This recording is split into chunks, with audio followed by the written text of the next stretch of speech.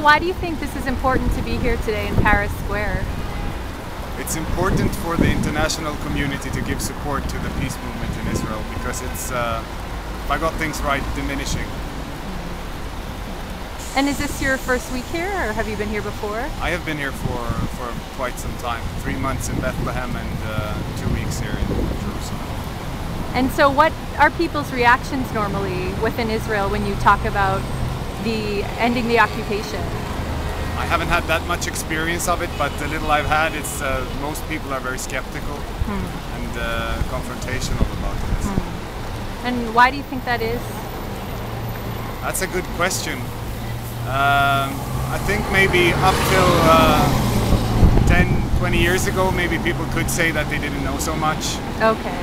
But nowadays, I think with the media coverage that the situation in the occupied territories are getting, I think people should know. So it's a good question. People feel threatened somehow, but they shouldn't, because it's just a message of peace. What country are you from originally? I'm from Sweden.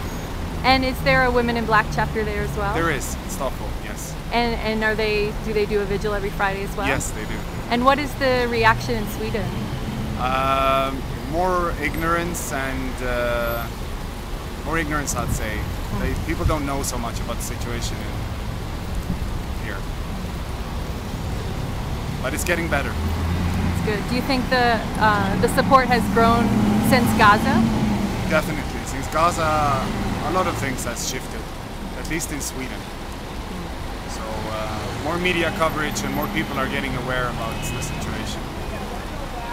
Why do you think it's important to be part of this as a male?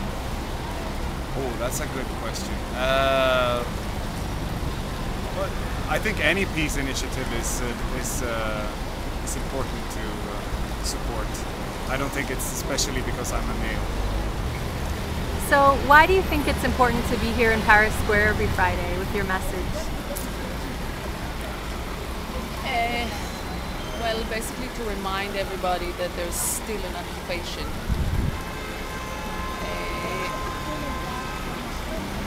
That has to be dealt with. Most Israelis are in deep denial for many different aspects. You know, they all have their own variation of it, but they can all live their comfortable life without, you know,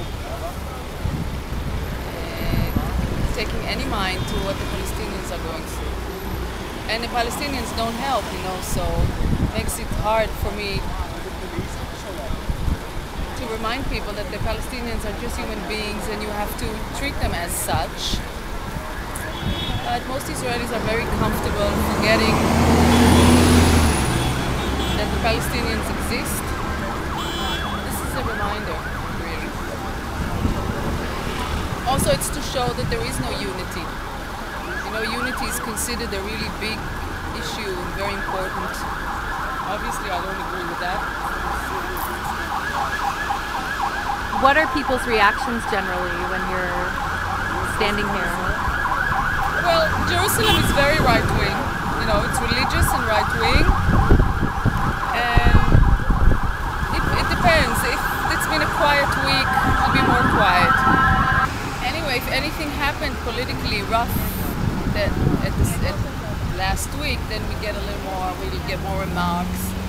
Or if they're more pressured, you know, the first few weeks after Obama was chosen, there was kind of a pressure here that someone's going to make us do all kinds of things we don't want. So there was more screaming. And do you come here every Friday? If I'm in Jerusalem, yeah, I try to. Yeah.